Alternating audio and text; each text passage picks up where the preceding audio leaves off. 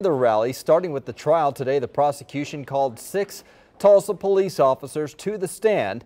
2 Works For You reporter Ashley Holt heard their testimonies, which highlighted a dramatic day in court. All of the witnesses here today were Tulsa police officers, and while they wear the same uniform, their perspectives differed. That looks like a bad dude, too, to be honest with you. We finally met the man behind the voice and the officers above and behind Shelby when she shot and killed Terrence Crutcher.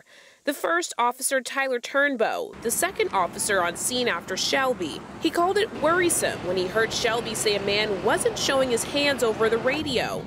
This is him pulling up to the scene. As he testifies, the first thing he saw was Crutcher's hands in the air and Shelby following him, gun drawn. He says it was the moment Crutcher looked at them and turned to apparently put one of his hands inside his car that he fired his taser.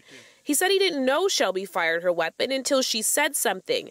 The defense asked if he was in Shelby's position, would he have drawn his gun? He said yes, without hesitation. In my mind, that's a critical piece of evidence I think the jurors would want to know. Both attorneys questioned Turnbow for roughly an hour. I would have expected Officer Turnbow to be on the stand for a few hours talking about his perceptions. It gives another perspective of what a trained officer would have done in that immediate situation. Next, Officer Jason Roy, the other officer you see run behind her. He said he also arrived as Crutcher was walking away from Shelby. He said he heard a gunshot, and that's when he ran to them with his gun drawn. Their stories differed on which of Crutcher's hands dropped and if it appeared he'd reached into the car or his waistband.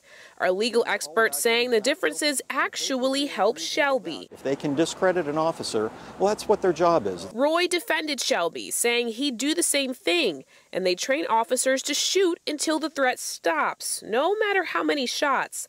The jury also met Officer Michael Richard, responsible for the infamous. That looks like a bad dude. Explaining his comments were based on what he saw, a subject disobeying commands. All the defense has to do is get one juror to say there's not enough here, and they'll get a hung jury, which is a victory for them.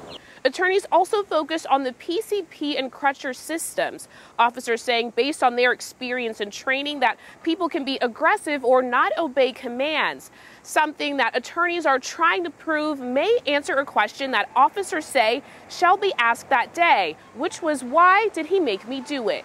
Reporting downtown, Ashley Holt, 2 Works For You.